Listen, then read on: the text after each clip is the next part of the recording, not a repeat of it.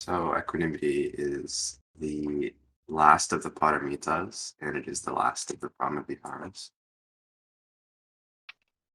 And it's not to be conflated necessarily with metta, but a good way to see it is more as a structural foundation and a stabilizer of metta and all the other three, so metta, karuna, and mudita. If they're founded upon a structure of equanimity, the likelihood that they'll fall apart or be damaged is extremely low. Whereas without equanimity, the potential for them to fall apart is higher, just because sometimes metta, compassion, or sympathetic joy, uh, there's not as much of an internal aspect or an internal property in them that regulates um, how far they go or how far they allow one to go. So for compassion is mainly the most dangerous one.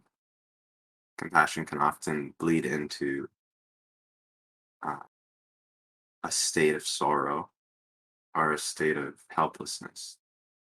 It can do that because we've trained that in our conditioning to feel that way when someone else is in pain. So it's sometimes slippery, but equanimity essentially presents like when you're bowling, when you have the bumpers up, the ball can't go in through the gutters. So equanimity is sort of like the bumpers in regard to the other three Brahma Viharas. And That is an there's, excellent analogy. yeah, there's no shame in using them. It's just it's what would be considered to be wise to do. So there's many ways that equanimity can be cultivated. Um, the way that I believe was suggested, well, I the way that's suggested by most of the teachers that I think know what they're talking about is the way of wisdom and understand the utility of equanimity and the fruitality, the futility of investing an interest into the ups and downs of life. So we can talk a little bit about the ups and downs of life and maybe why it's wiser to withdraw our emotional funds from whether or not they go up or down. Because by default, we're set up to invest in the positive fortunes that might come in life, and we're already set up to um, either our emotional state to either go up or to go down. Um, and we're sort of the challenge is to figure out how do I um, take away the conditioned pattern where that would happen? Like, how do I undo that? How do I disarm that bomb? And how do I, in its place, have sort of a cool down observation of what's in front of me? Um,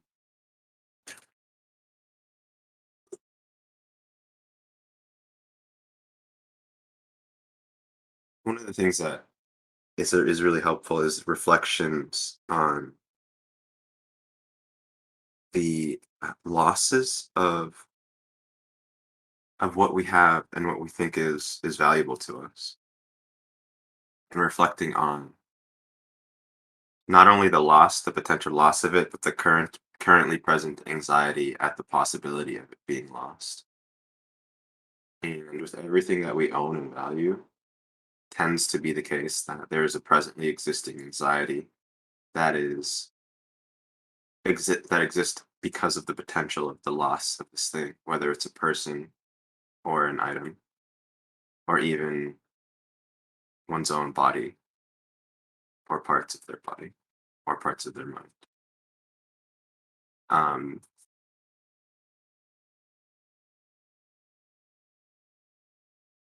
and it's my estimation that if the investigation of these things is done in such a way that I would that's unbiased, that it will start to become apparent that it's not worth holding on to it in the way that we've been holding on to these things.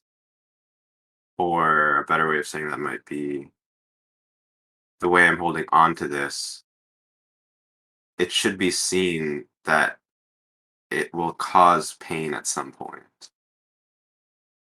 Um, it's sort of like when you hold on to, um,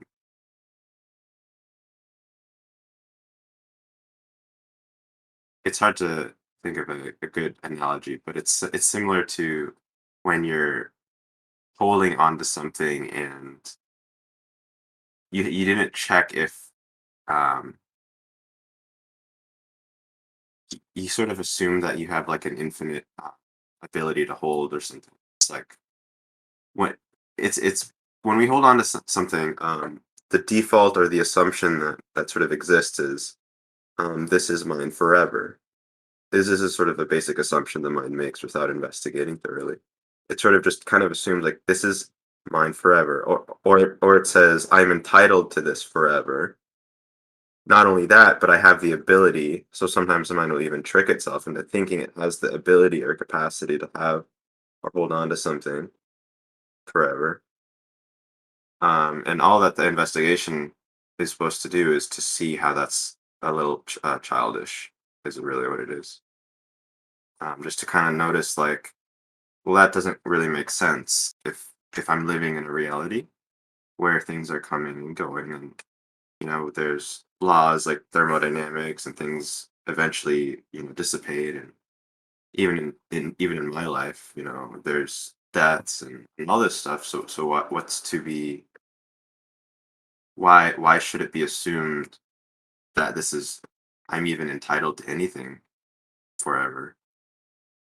And at that point, really the answer becomes an emotional response, and the body will typically just have fear as the sort of as sort of the answer to that question.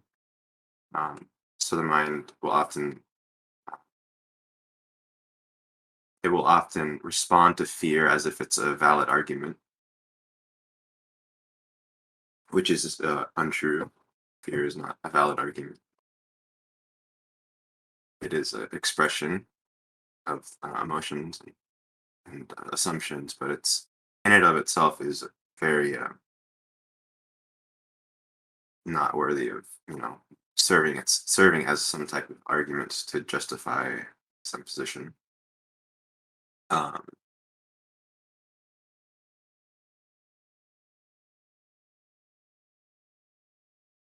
and if this is sort of dealt and worked through, this deals with a lot of the potential ups and downs already. To have equanimity is to, like I mentioned, to disarm the currently existing time bomb that's existing, like that's inside of us. And that can be done through wisdom or insight, or you could even say vipassana here.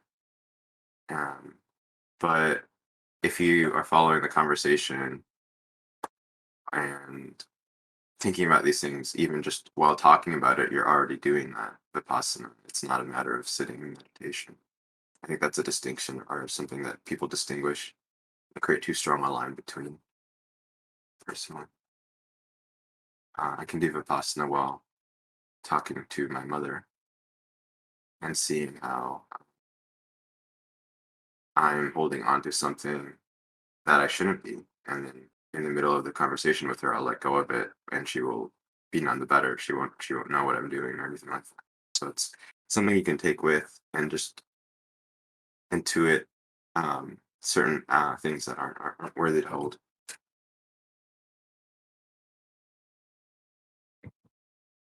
And if that's done, there's a freedom of the emotions. There's a freedom of energy that comes from letting these things go. Um, we can maybe work on a more concrete example, like uh, with compassion when you have a person or a child or someone whose you know heart you're giving and they're in pain. In this situation, equanimity, um, the assumption equanimity is undoing. The last assumption we talked about was I can hold on to this forever. In the situation with the child, the assumption is I have the power to relieve this person's suffering. And equanimity is sort of like the mature sort of position in the mind that reinforces, well, no, you actually don't. You're separated in such a way that you can't entitle yourself to that power. You can still try, but to entitle yourself to I am entitled to make this person feel better, or to assume that this person's um, somehow tied to me and I have force over them or something like that is just ignorant and has no basis in reality. It's just a basis in childlike emotion of um, wanting something that you in some way know you can't do. Um, so equanimity tries to doesn't like cut them off or like beat them down. It just points out like this is outside of your domain, and to express emotions for something outside of your domain is to be unskillful. To do it for some reason that's on a basis that isn't based in reality is to like um, get very emotional about shadows or emotional about fantasies and things that haven't come. And I don't think anyone needs more burdensome emotions based on fantasies and this type of thing. I think we all have enough to deal with that is in our own systems and problems in the world. Uh, So if this child equanimity is not interested in being um, also in the state of suffering that this person may be in, it has no interest in stepping beyond, say, the threshold of karuna, which isn't suffering. It's very poised and very aware of the situation, but it hasn't yet stepped into hurting itself. Um, so the person with this proper compassion goes into situations where others are in pain, but refuses to inflict pain upon himself or herself. And it's good to notice this as more of a mature and wise response than a cold or brutish response, because it is more wise. And it's not cold or brutish. It's just sensible and concerned for oneself and one's well-being and happiness. It also knows that in that state of pain where one's hurting oneself, to be able to help another is severely limited. If I'm causing pain to myself and I attempt to assist you, I may in fact transfer an illness of feeling pain, hurting myself. I may cause you to begin to hurt yourself as well because you now see I'm in pain. Therefore, if you have any sympathy or empathy, you may take that on as well. So this is also just foolish if you want to help others. It's very silly. Yet it is in some way normalized, and that's one of the reasons I believe the Buddha always would mention, be careful who you surround yourself with, even if they're well-meaning. They're not blameless. They still may be acting in ways that are is causing themselves to be in pain, and they may be transferring that type of subtle relationship with this pain onto you. And so just be wise in how you conduct yourself and how you how much you justify other people's justifications or how much you take on. Because sometimes, even for me, I with well-meaning people, they'll say something, and I almost automatically give them, you know, I automatically almost agree with them before they because like I know this person is well-meaning, I know this person is good, but it has this person developed equanimity in the face of pain, where they're no longer harmed or hurt by the suffering of the world. If you, I think this is quite rare, so I don't think it's expected. Um, and I personally have seen it very few occasions in helping spaces where people are, you know, protesting or doing things for the groups of the groups that they care about. So it does, yeah, it just takes a heightened level of standard on how much how much suffering you are interested in inflicting onto yourself. And the answer is with equanimity, as little as possible, if not none. Um, so that's just two. That's just two sort of ways in which equanimity can show up and be cultivated or developed. There's a lot of ways. I'm just touching on a few during this discussion. If there's any questions or comments, we can go into any of those now.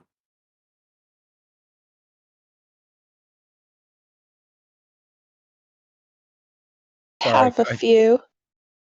Go ahead. Um, what should what should I call you? Big finger magic. whatever you prefer. You could call me Magic, Big Finger, it doesn't matter. So Okay. yeah, I kind of missed out on a little bit of this stuff, and I do apologize about that. But from what I caught, it's kind of like numbing yourself to the pain, or kind of. It's not.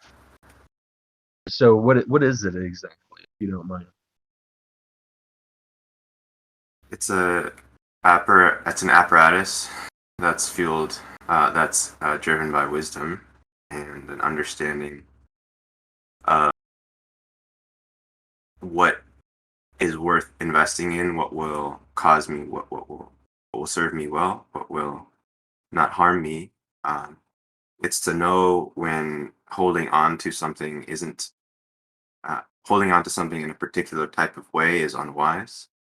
You have to investigate the assumptions you have when you're holding on to something, when you gain something, um, even when you lose something, which we'll touch on soon. When you gain something, the inappropriate assumption that equanimity corrects is the assumption that you are somehow entitled to the thing you've gained, or that the thing you've gained will persist forever, or your entitlement to it is forever, whether this is a person, place, or thing. Nothing is entitled to you forever. This would violate very fundamental principles of um, reality, and yet the mind decides its reality is higher than the reality that is presenting itself, and that's the cause of pain and suffering. So equanimity addresses this directly, and through that wisdom, the mind eventually learns to stop holding on to things in this type of way. So you don't feel painful feelings any less, but your habitual reactions to them have been deconditioned and replaced with wisdom and reason, um, and more like intentional um, responses that are grounded in wisdom. Yeah, Would you say that's about right, Julian? that's about that's about right. Um, Equanimity is doesn't participate in the domain of pleasure and pain. It doesn't have a foot in that game. Um, so whether there's pleasure or pain, equanimity takes no notes. Essentially, it doesn't have. Sometimes when you're writing like a software, like a function will take in several variables, and for equanimity, none of those variables are pleasure or pain. So it doesn't have any influence on the process of the wisdom within equanimity.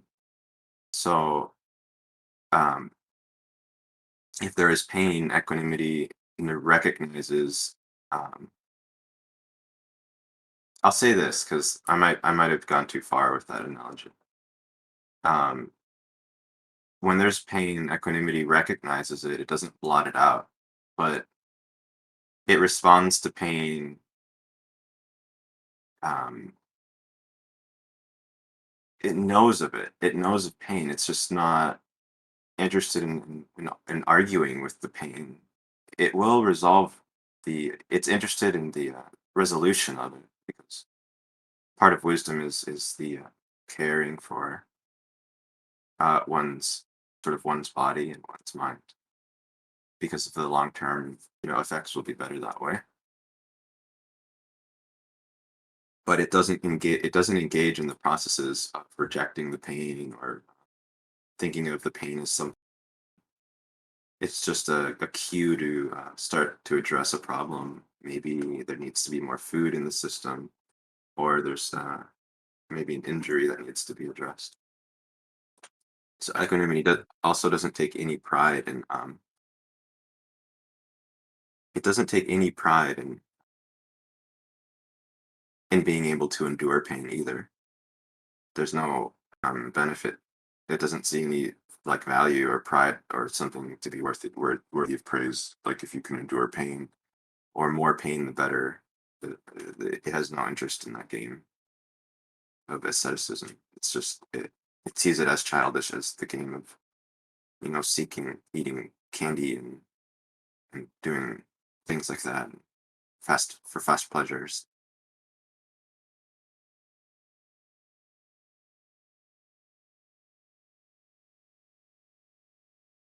Did you say something? Big finger.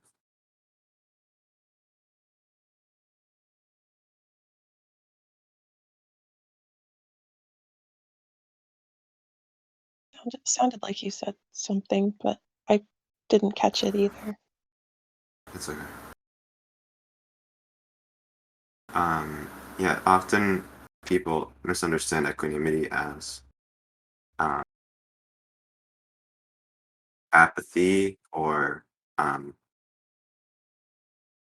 a cold it's almost like a cold withdrawal, almost like a kind of like a defense mechanism that someone might develop, say with living in tumultuous conditions growing up or something. Like they might develop equanimity to handle the um, the tumult. Yeah, I think that's a really common misunderstanding. Yeah, that's the that typically is more of a fear response. Its informant is fear and desire for um, surviving as a physical being. Um, Equanimity at the higher levels isn't interested in surviving as a physical being. It's not interested in dying as a physical being either. Um, and I have to be careful because it is interested in continuing and caring for the life of the physical being. It just doesn't take any emotional pain from the prospect of the loss of physicality, if that makes sense. Um, it's really based and rooted in wisdom. And if it's based in like dullness or based in fear or based in like some people they like to get really drunk because it softens and dulls or blunts out the jagged edges of reality and the ups and downs of their life. This isn't equanimity. Um, Equanimity is aware of the sharpness. It might be even more sharp in equanimity. I guess you could say like getting drunk to numb yourself is based on the desire to get away from something or get less of something or get rid of something. Yeah, yeah, It's based in fear versus equanimity is based in acceptance of exactly the way things are. Quite yeah. the You could say opposite that. of fear. I would I would say that equanimity is based in the understanding that acceptance is the only sensible response to things.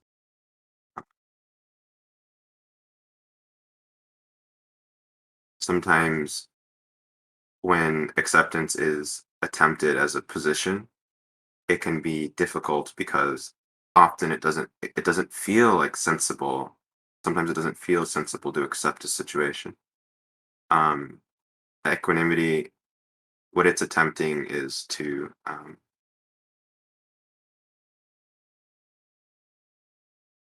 find the position or the place, the posture to have towards all situations that is gonna keep one safe without suffering or without ups or downs in a very cool state.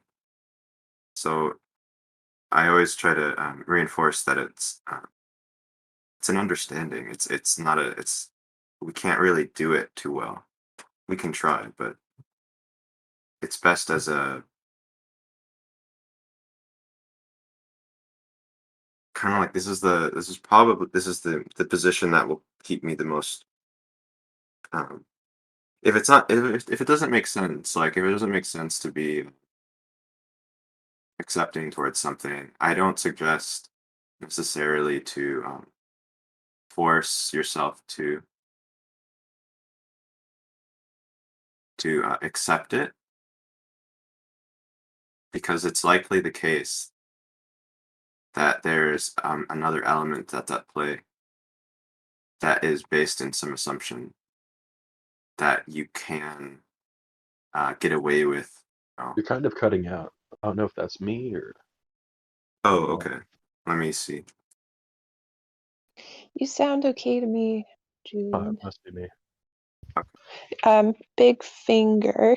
You've been cutting out for me, so maybe it's something to do with your internet connection or something. Possibly.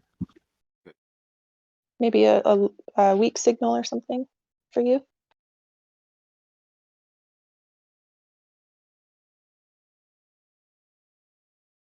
Uh, I think I might.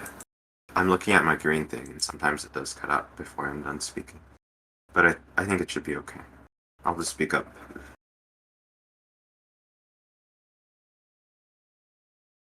So I was saying equanimity is attempting to see the sensible aspect of what equanimity, the sensible way of responding to anything that doesn't reap or doesn't cause pain or suffering in the heart. And it does it through a different way than other than metta. It's not reliant on another person. And this is the key distinguishing factor between equanimity and metta.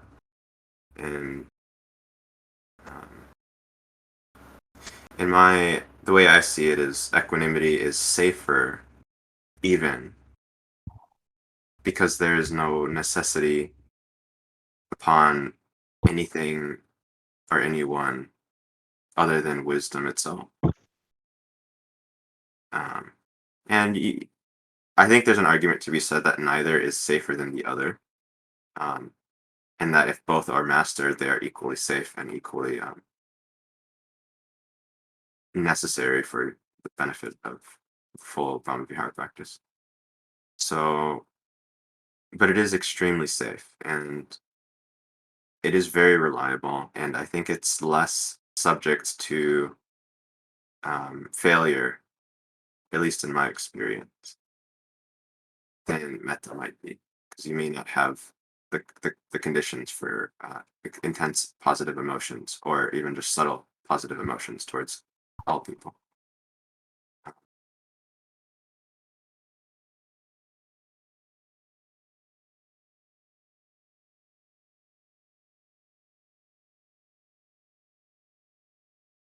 So the practice is, from how I see it, is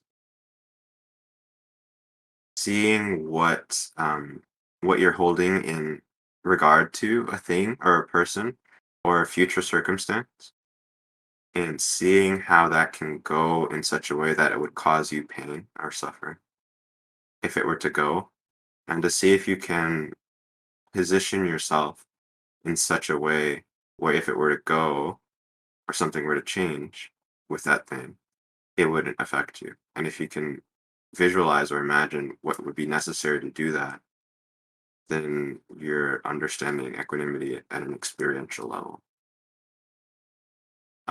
What it takes for you to get there is basically what you have to figure out on your own and yourself, because everyone has a unique condition setup that is preventing them or whatever from equanimity from being there. So there's like this there's some assumptions. Maybe we could even do a practice right now where we sort of look at that just for a few minutes. You don't have to pick your most prized possession. Maybe that would be too challenging to work on this with, or maybe it would be just the right thing. So you can maybe use your own discernment here. But I'd say it'd be a good idea to just maybe look very briefly at one thing that if it were to go, um, how would we feel? And then then the question is, what am I why would I feel this way um, in regard to something impermanent, demonstrating its impermanence? Why am I disagreeing with why am I disagreeing with impermanence? And how is my disagreement serving me now? So I guess how many questions is that? So it's what is it that I have? So what is it that what is it that one thing that I'm holding on to now that I value? Um, how would I feel if that thing were to go? Why do I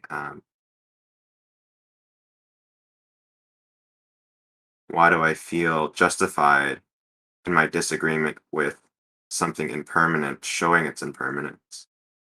And how is that disagreement serving me? Um, so maybe let's just kind of think or go through that sort of mini contemplation exercise. I'll set a quick timer, but I'll ask if there's any questions before we kind of look into that a little bit.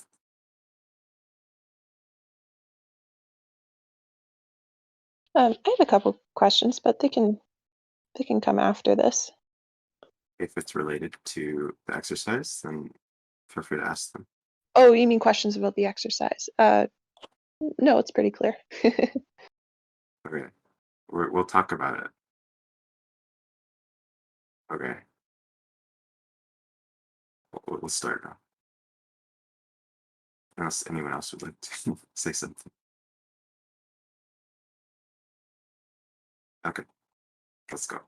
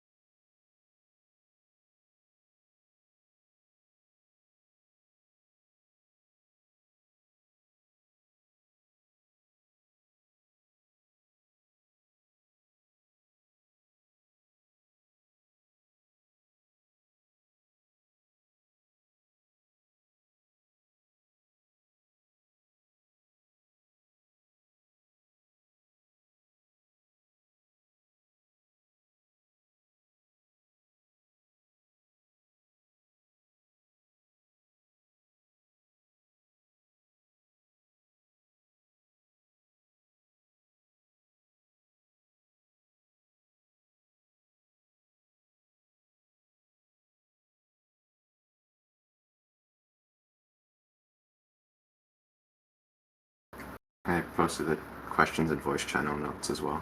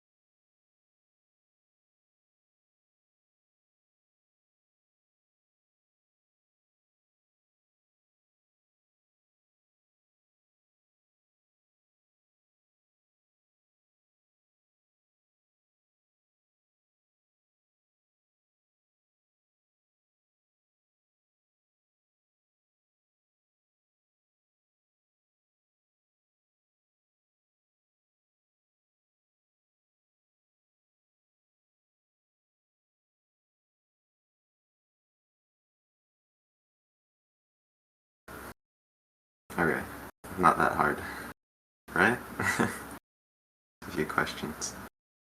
Uh,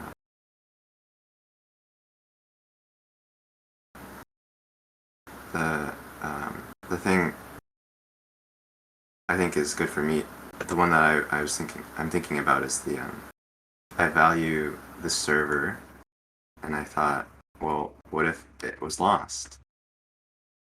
And I considered it, and it would make me kind of sad. But why do I disagree with something impermanent? I'm showing it's impermanent. And all of a sudden it's well, all the questions of all the thoughts of, oh well, it's because of this and it's because of that, because of this and that, and then how is that disagreement serving me? Um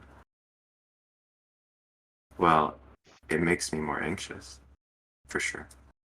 It makes me sad. Um it feels like there's a pebbles or something in my heart, if that's something. So it's serving me in these ways. Is it serving me in any positive ways? And I can't think of a positive way it's serving me. Elo, if you just check voice channel notes, you can see the questions that we contemplated that we're answering right now, if you want to join in.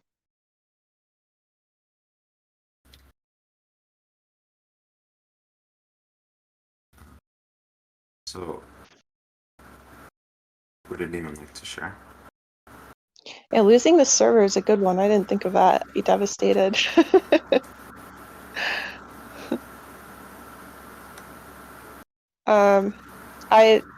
The first thing that came to mind for me was my money. Like if I just woke up one day and all my bank accounts were drained and I lost all my savings and everything. Uh, I'd be pretty upset. Mm-hmm. I guess there's kind of a sunken cost bias, like all of the toil and work that I went through to earn it all and save it all. Yeah. Why do you disagree with something impermanent? Showing it's impermanent. Yeah, when I contemplated that, the thing that came to mind was like unfairness. Like it's unfair and there's no reason why anyone should have to face this problem, given the enormous wealth gap in our society. Like there's so much more than enough money to go around for everyone to have all of their needs met and more. But it's all being hoarded by the 1%, and so that there's like righteous indignation, kind of like a sense of like no one should ever have to face this problem. It's just like the greed of a few people creates this huge threat for so many people looming over them, especially if they have no safety net, which some people don't. I'd argue Yeah. there's an even bigger threat. Yeah, like an economic collapse or something like that. Yeah. No. It's giving Okay. them our power of sensibility and Oh, emotional yes, security. yes. I'm serious, yeah.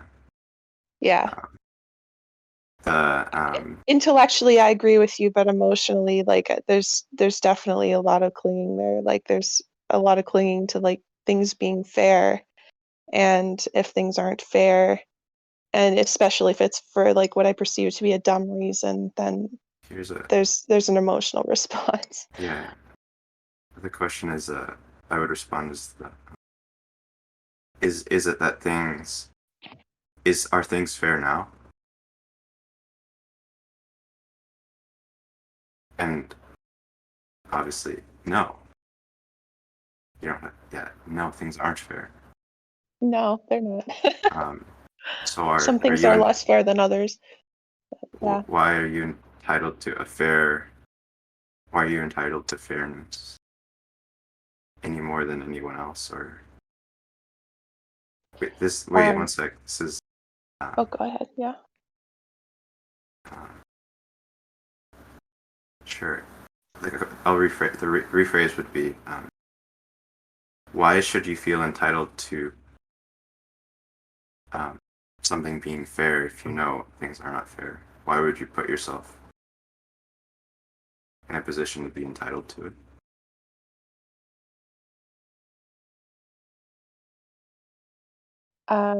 Because, well, in this case, my mind says it's because in this case, things are fair for a really dumb reason, or sorry, unfair for a really dumb reason. And um, such a little thing could like make things so much better for everybody. And there's no reason not to. But just the sheer like amount of consequence of things being the way that they are in this case. Yes, It feels really big, like a really big unfairness compared to other unfairnesses. I'll say it another way. It's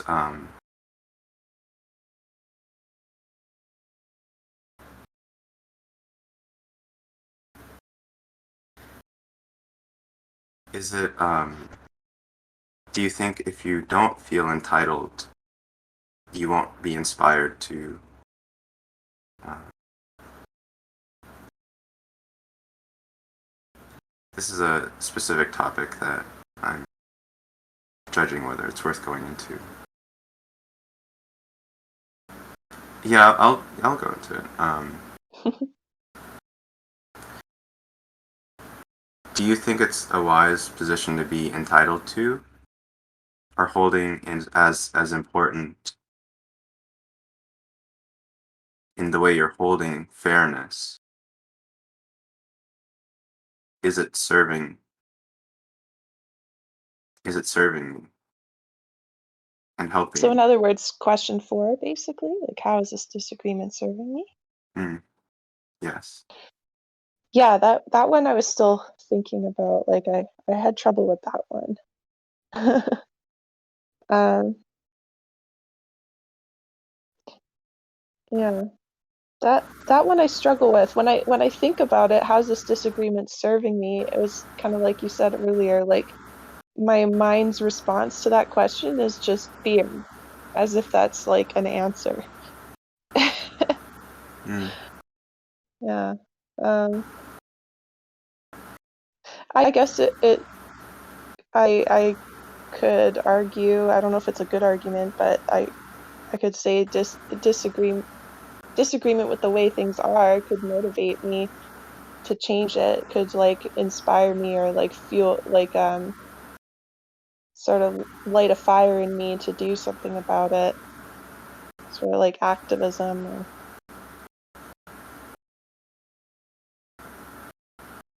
doing what needs to be done instead of just like rolling over and accepting it kind of thing. And how much like that could potentially benefit people if something were done about it. you have to be mindful that what we're talking about is something that is subject to the laws of impermanence as well. Mhm. And if something that's subject to those is worth being surprised or shocked or indignant towards, um, in other words, to set up a disagreement with if they show that quality. So, with that in mind, is a disagreement with it serving, or would there be a better way to address or relate to this type of thing? I think the mind will think that the alternative is to give up, which is what I tend to get from your mind.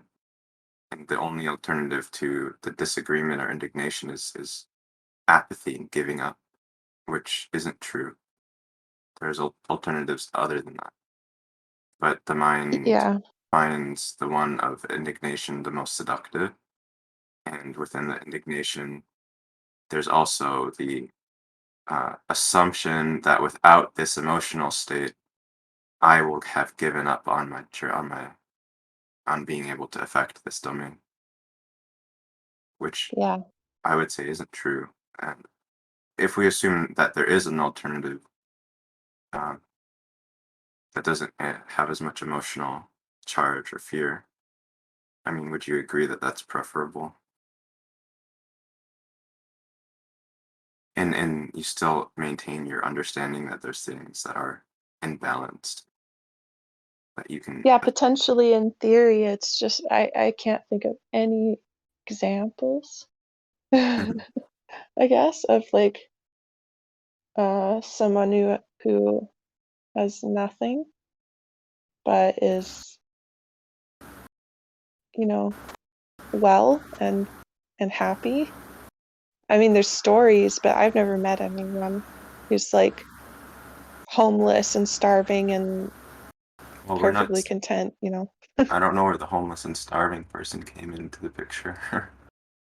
I'm not Uh, saying you have to be homeless and starving to be. Um, is that what would happen if you lost your money? Is that what you think would happen? that's part of this fear. Yeah, that's part of the Hmm. I see. scenario for the idea of yeah, being homeless or like having nothing, not being able to meet my basic needs. Hmm.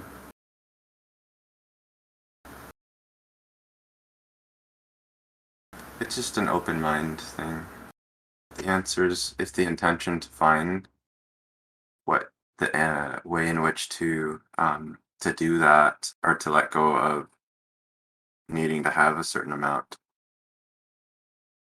is if there's a willingness to do that, I think the emotional quality that there's a way to do it come in suit. Hmm. I think you understand it, but you don't believe it, which Yeah.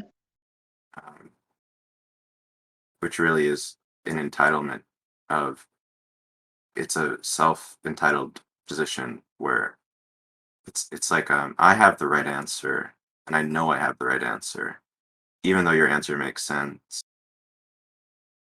It's that type of entitled position that is able to sort of warp or keep conditioned patterns and the way they're going. Um, Yeah. I agree with your answer, um, like intellectually. And if I did wind up in this situation, like I think I would face like having to I would have to face like a lot of um a lot of these attachments that I know I have. Um, but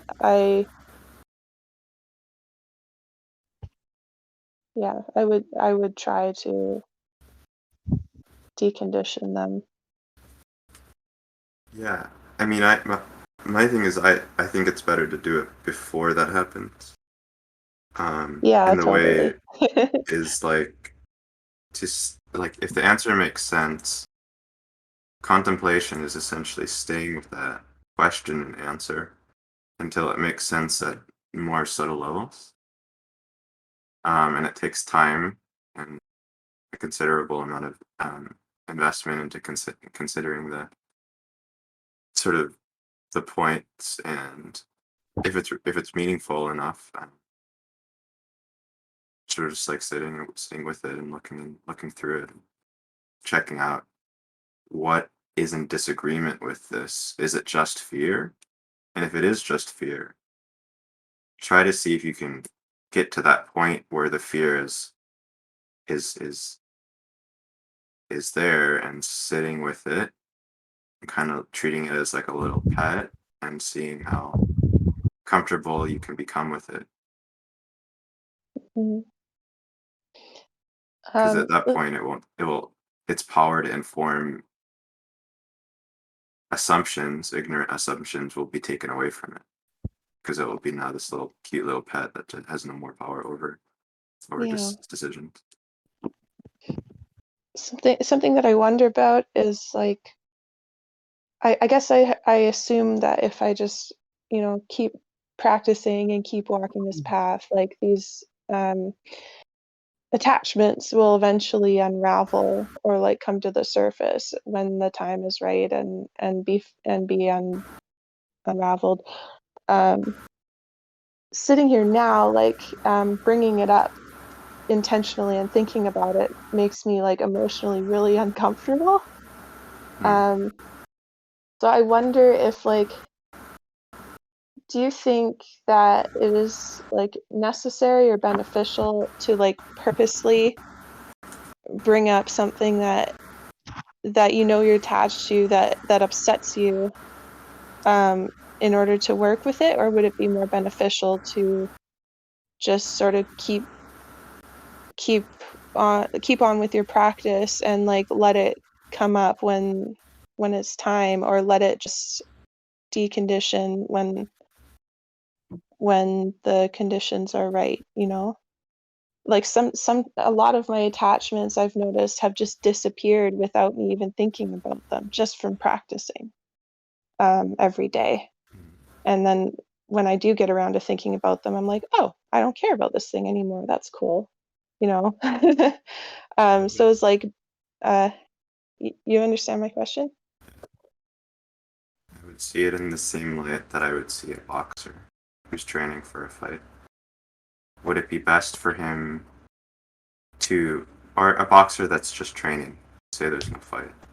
Would it be better? Would he become more equipped to handle fights if he only trained with bags and in a gym and with fake sparring partners?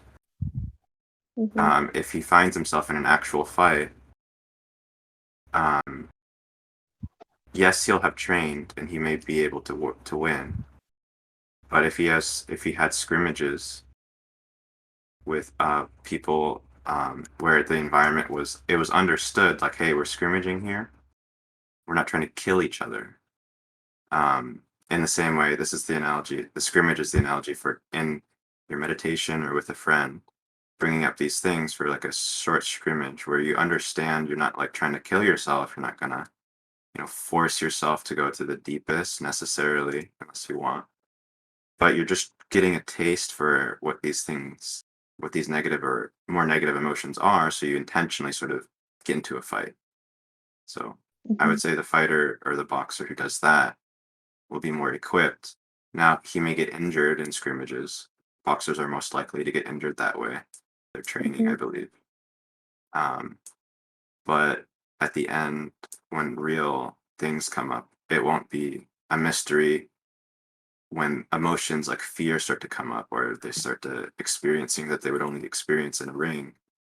They'll have some experience with it that they'll know that domain because they practice with others in a real time sparring type situation. So you want to have that in your repertoire. So when you do face things like loss or death, that it's not, all of a sudden this huge responsibility of emotional stability is thrust onto you, and you haven't trained with anything that was at the caliber of someone close to you dying, or you dying, or you realizing you're going to die, or these types of things Hmm. will shatter the most stable people.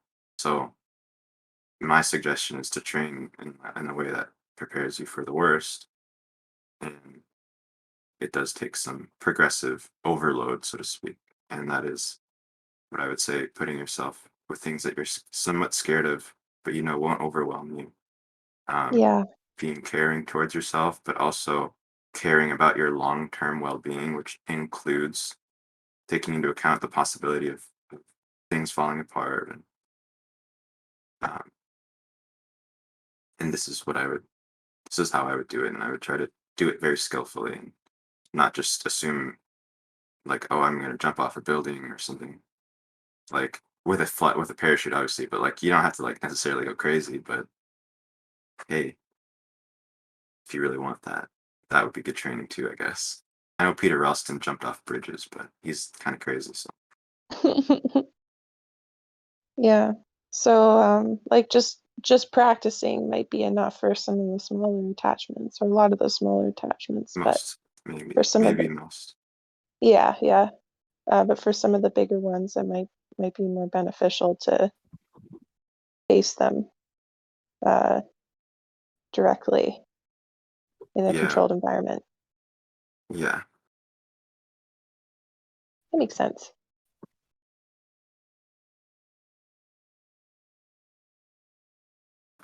We're at about an hour, so I typically let people who um are gonna go. I let them. I sort of give them the key that they can leave. Um, but I'm gonna chill out here and maybe talk a little bit more about this with or hear any comments from people. Yeah, I had a couple of questions. All right, so this doesn't necessarily have to do with impermanence or anything like that, right? It could be applied to other scenarios. Is that correct? Um, yes, impermanence applies to everything, but yes, Permanence applies to everything. everything is Yeah, impermanent. yeah, it does. Everything is impermanent except atoms, right? But give me a second here. Well, actually, Yeah, um, we can go into the atomic, but they're not permanent either. yeah. Hmm. All right. So I was just wondering if it was just like to loss or grieving or something like that. Like it's not just for that. It could be other things as well. Is that correct? So equanimity is a position towards anything that could come into experience. The subjects of loss and gain tend to be the most emotionally disturbing ones. Yes, Okay. gain is extremely emotionally disturbing, and for many people, will destroy their happiness pretty as efficiently as loss. Believe it or not. I don't think it's that hard to believe because give someone give an unwise man money and he'll destroy himself 10 times as fast. Or what was it? Give an unwise man 10 times as much and he'll destroy himself 10 times as fast. Um, so loss and gain, the the the categories that equanimity is most commonly ascribed to are fame and obscurity, loss, or gain and loss, uh, praise and discrimination, and one of you guys may have to remind me of the last one. I think it's like wealth and poor, being wealthy and poor, or something like that. It's basically the vicissitudes of life are essentially equanimity has a disinterest. It doesn't have a foot or a hand in the swinging of those because it sees that all things that are wealthy will come to poverty. All people that are praiseworthy will soon come into, um, they will soon be blamed for something. Um, all that is famous will soon go to obscurity, and those that are obscure at some point may be famous. If you look at things in terms of lives and people living multiple lives, then you can say even that all obscurity will eventually come to fame at some point, and vice versa. So equanimity is like the way in which you go through many lives without having the vicissitudes in a way. It's like a very high level of it takes a very high position.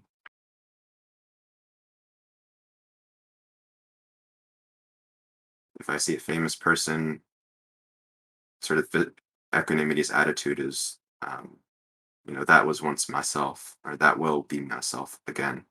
If you're very rich and you see a poor person, you see that was once myself. This will soon be Hmm. me again. If you see someone who's happy, you see that was once me, will soon be happy. If you're happy, you see someone sad. It's sort of like this. And the happy and sad thing, let's leave that out because if you have equanimity, you're not holding on to, you're not getting sad, really. You're basically cheerful most time. Interesting. Most of the time, yeah. Well, all of the time, but it's a cheerfulness based in very like a noble posture. So what I'm learning is that I had equanimity the whole time and I didn't even know it. I'm going to be working with, and I have worked with youths that are coming out of the prison system. I'm going to be working with youths that are in the prison system, and a lot of people can't cut it. A lot of people can't, they just don't have that fortitude.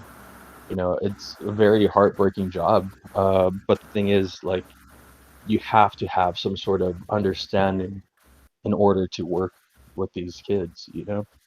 So yeah, I find it quite fascinating that we're on this topic because I'm literally about to start this job in the next week or so, and I was Wow. running myself through these scenarios of like, oh man, How can you these say kids that are, if you haven't started it yet? huh? How can you say that you have that position if you haven't started it yet? Well, I've had this position in the past, so I was That's working with, yeah, people that were coming out of like mental institutions, prison facilities that had a certain income limit, and yeah, it's quite an interesting scenario to be in, man. So yeah, I'm glad that you guys are talking about this because I was going over it, the other night. I was like, oh shit, I'm walking into this situation, and I have to have some sort of mental fortitude, coming in here. But yeah, you're right, man. I like it, and I don't know what I would categorize that as. Is that suffering? Is that you know um it's, I guess it's impermanence, but if you're working with people and you're able to care for them and not find yourself in a position of suffering, it's karuna or compassion. I would call this, and it can be based in equanimity as well. So there's no hard line necessarily between all of these quite ah, soft, but equanimity is the quality of understanding loss and gain and how investing in either is foolish. that was beautifully said, man. All right, that's it. Yeah. Sure. Yeah. So, magic. Uh, I'm curious if you thought of anything that would disturb your equanimity, like if it's not working with these youth, like do you have something else um that you feel shaken by when you think about it happening, or that is something that does you if you were to gain it, is it? Sorry for cutting you off. The loss of my son, that was You're something that, cutting out. You're cutting in and out. Big finger. Can you start over and maybe just can you hear me? yeah, Hello? yeah, So you're far good. so good. Yeah, that's better. Okay. So the loss of my son, I would be extremely Mm. devastated. And it's something that I've tried to run myself that scenario through, time and time again. But the thing is, I came to the You cut out again. Big finger. Yeah, we heard you say I came to the and then you stopped. Yeah, we're not able to hear you anymore. you can't hear Yeah. me at all anymore. I Okay, can we hear heard them. that. Oh shit. Fuck this. I don't know if this is gonna work. All right. Aw, I came to the conclusion that yeah. um, it's gonna have some sort of impact on me.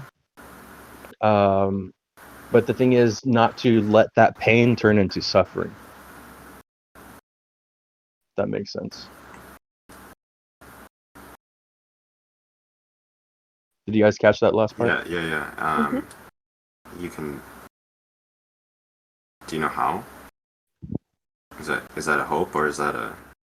you've seen, you kind of, is that like a determination? Is that Well, to not look at it as in a negative light, you know, obviously the initial impact is going to be shocking, it's going to hurt, but to actually like celebrate his life and, you know, view it as like a blessing, like this person, I'm glad this person had an impact on me, you know, while I was alive, you know.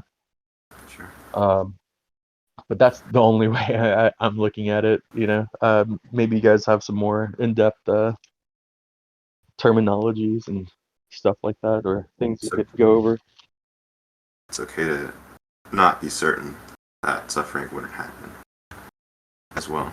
Um, and this probably isn't the place to investigate that specifically, because I imagine it's um, quite dark, or potentially. But my encouragement is investigation of the um, the points at which there is this knee-jerk reaction of pain, and see what is informing the why is that a response. If there's pain in this part, or what if there's a pain or something that creates a tension, why is that there? Is it serving myself? And maybe another question, does it serve the other person? It's one I like to ask. Is it serviceable to this other for me to hold them in the way I hold them? And is there another way to hold them that may be superior? That may be better? It might be more freeing. I find holding people with a open hand in a way is freeing for myself and for them. I don't suspect I won't feel sad upon their departure and from their body or from this life. Um, but there's a there's something natural that's being honored, I think, um, in the mourning as well. There's a very natural process unfolding in the same way a natural process unfolds during like childbirth or something. So I think there's an honoring that there's a space for an honoring there, and there's also a space for this openness, completely openness. That may not make sense, but that's what I would have to say. It makes sense to me. Yeah, cool,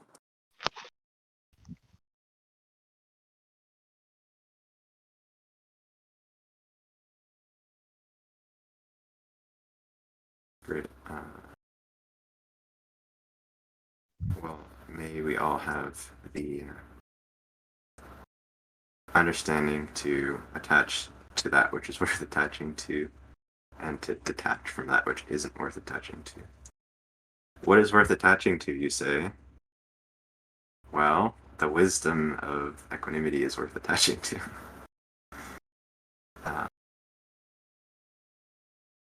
yes, this feels like the right thing to attach to. So with that, um, uh, this is the end of the meeting for this week. The series that I was doing was the Brahma series. For next week, I think I'm going to start on a new series, and it will be on the Paramitas, the 10 Perfections. So if you guys are interested in that, next Wednesday, I think let's sort of do a brief overview of the 10 Perfections, and we can start on the first perfection, which I believe is Sila, or virtue itself, which is very exciting to me. Thanks, I'm June. already thoroughly excited to get into the Paramentas. If any of you guys would like to study with me before then as well, let me know in VC.